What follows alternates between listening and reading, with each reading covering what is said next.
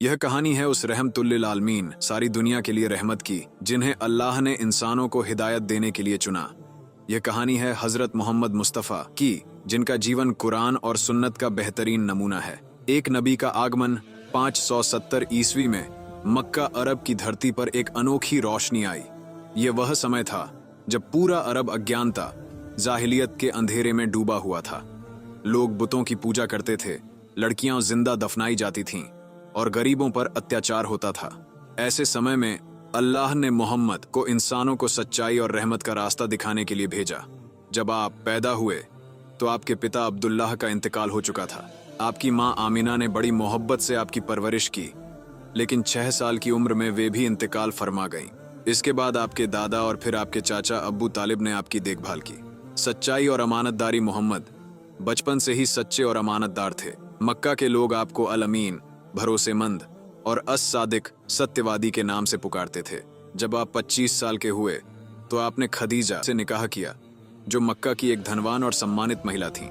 पहली वही और नबूवत का आगाज 40 साल की उम्र में, जब आप मक्का के नजदीक हिरा की गुफा में तन्हाई में इबादत कर रहे थे। अल्लाह ने जिब्राइल अलैहिस्सलाम को भेजा।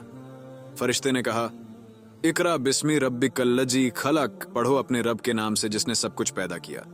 यहीं से नबूवत का सिलसिला शुरू हुआ। आपको यह हुक्म दिया गया कि अल्लाह की वहदानियत, एकता का पैगाम लोगों तक पहुंचाएं। इस्लाम का पैगाम मोहम्मद ने मक्का के लोगों को दावत दी, ला इलाहा इल्लल्लाह, अल्लाह के सिवा कोई माबूद नहीं। आपने उन्हें बुत परस्ती छोड़ने, जुल्म से बचने और कमजोरों की मदद करने का हुक्म दिया। लेकिन मक्का के सरदार, जो अपने फायदे के लिए लोगों को गुमराह करते थे, आपके खिलाफ हो गए। सब्र और इस्लाम की बढ़त मोहम्मद और आपके सहाबा साथी पर बहुत जुल्म किए गए। आपको गालियां दी गईं, कांटे बिछाए गए और आपके प्यारे सहाबा को शहीद किया गया। लेकिन आपने कभी बद्दुआ नहीं की। आप हमेशा फरमाते, ऐ अल्लाह, इन्हें हिदायत दे, ये नहीं जानते। हिजरत और इस्लामी समाज की स्थापना जब मक्का में हालात मुश्किल हो गए तो अल्लाह के हुक्म से आपने मदीना की तरफ हिजरत की। मदीना में आपने इंसाफ और मोहब्बत पर आधारित एक इस्लामी समाज की स्थापना की। वहाँ मुसलमान, यहूदी और ईसाई सभी अमन के साथ रहते थे। मक्का की फतह 8 साल बाद जब आप मक्का लौटे तो आपके दुश्मन डरे हुए थे, लेकिन आपने फतह के बाद कहा, आज तुम पर कोई पकड़ नहीं, सबको माफ कर दिया गया। यह इस्लाम का सबसे बड़ा सबक था, माफ करना